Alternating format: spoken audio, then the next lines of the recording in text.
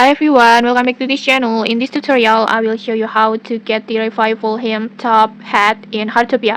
So in this Easter event, Heartopia has a new event or new activities that called Wonder Egg Hunt. And in here you need to collect or hunting the Easter eggs in near this central square.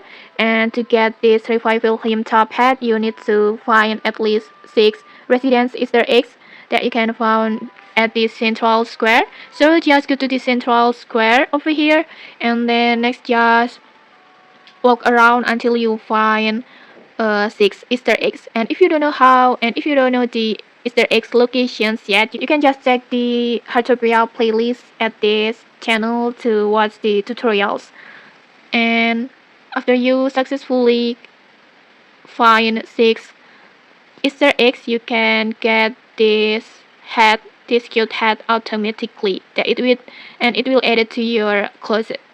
This one, revival hem top hat. I think it's so cute. And okay, that's it. If you found this helpful, don't forget to like, comment, and subscribe for more tutorials. Thanks for watching and see you.